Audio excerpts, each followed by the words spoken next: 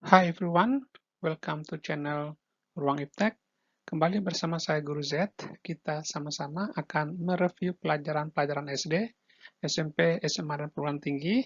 Ada juga tips belajar, ada life skills, parenting, ada teaching strategi, teknologi pembelajaran, teknologi mengajar, bahasa Inggris untuk SD, SMP, SMA, dan SMK, ada bahasa Jerman SMA, bahasa Perancis SMA, dan juga pengetahuan umum serta iptek.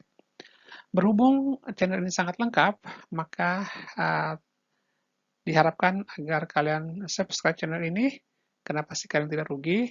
Kemudian jangan lupa klik likes, karena semua materi-materi di channel ini sangat bermanfaat untuk kalian semua.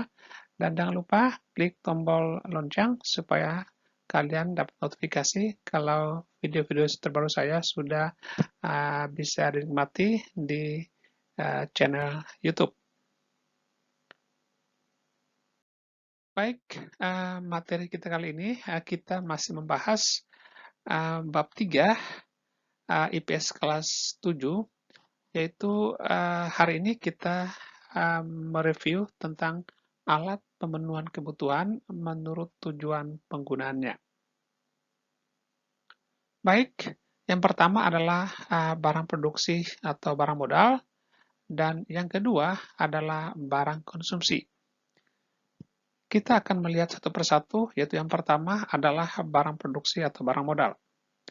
Barang produksi atau barang modal adalah barang-barang yang harus melalui proses produksi terlebih dahulu, kemudian bisa digunakan atau dimanfaatkan untuk pemenuhan kebutuhan manusia. Artinya, barang-barang produksi ini atau barang modal ini melalui atau melewati proses terlebih dahulu. Dan barang-barang ini biasanya digunakan atau dimanfaatkan untuk memproduksi barang-barang lain. Contohnya seperti mesin. Nah, kita tahu bahwa mesin sangat bermanfaat dan sangat berguna untuk manusia. Kenapa? Karena untuk memproduksi barang-barang jadi seperti beras ya, harus digiling dengan mesin giling. Kemudian untuk membajak sawah harus menggunakan mesin traktor dan juga mesin-mesin produksi untuk barang-barang jadi ataupun barang setengah jadi. Kemudian yang kedua adalah gedung.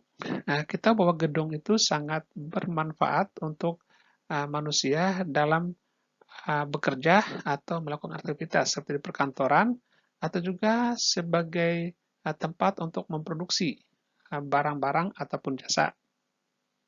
Yang berikut adalah lahan. Lahan biasanya digunakan untuk para petani untuk pertanian, perkebunan atau kehutanan. Dengan adanya lahan, maka petani bisa menanam padi, sayuran, dan juga barang-barang komoditis ya seperti karet, kopi, coklat, sehingga bisa dimanfaatkan untuk kebutuhan manusia. Yang berikut adalah hewan.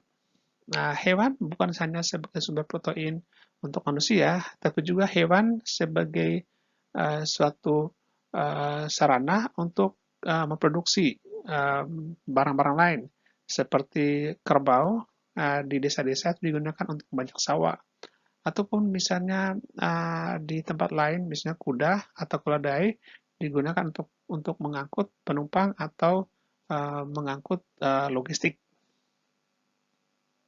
Kemudian yang berikut adalah barang konsumsi. Apa itu barang konsumsi? Barang konsumsi adalah barang yang langsung dimanfaatkan atau digunakan untuk pemenuhan kebutuhan manusia.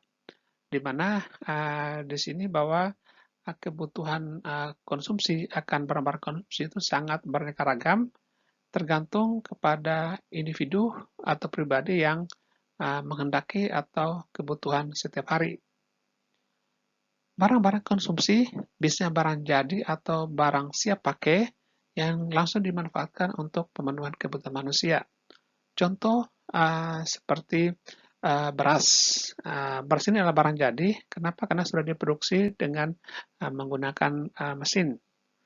Atau mungkin di desa-desa biasanya padi ditumpuk kemudian menghasilkan beras.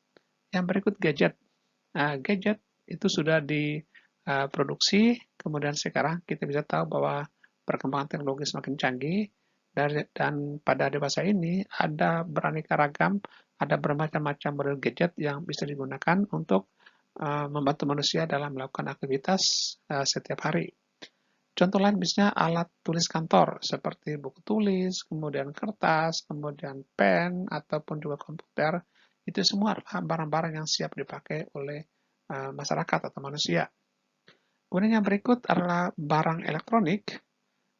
Barang elektronik seperti televisi, kemudian radio, kemudian misalnya komputer atau mungkin laptop, barang-barang itu adalah sudah diproduksi sedemikian rupa sehingga kita langsung memanfaatkan untuk kegiatan atau kebutuhan kita setiap hari. Baik, adik-adik, demikianlah topik kita kali ini. Jangan lupa subscribe channel ini karena kalian tahu bahwa channel ini sangat sangat lengkap, sangat komplit. Karena di sini kalian bukan hanya mendapatkan pelajaran, tapi juga ada tips belajar, juga ada life skills, dan juga ada lagi pengetahuan umum, serta bahasa Inggris, bahasa Jerman, dan bahasa Perancis. Baik, jangan lupa juga klik likes, karena kalian tahu bahwa materi di sini sangat lengkap dan sangat bermanfaat untuk kalian semua. Dan bunyikan tanda lonceng supaya kalian selalu mendapatkan notifikasi kalau materi-materi atau video-video terbaru saya sudah di-upload di YouTube. Terima kasih. See you next time. Bye everyone.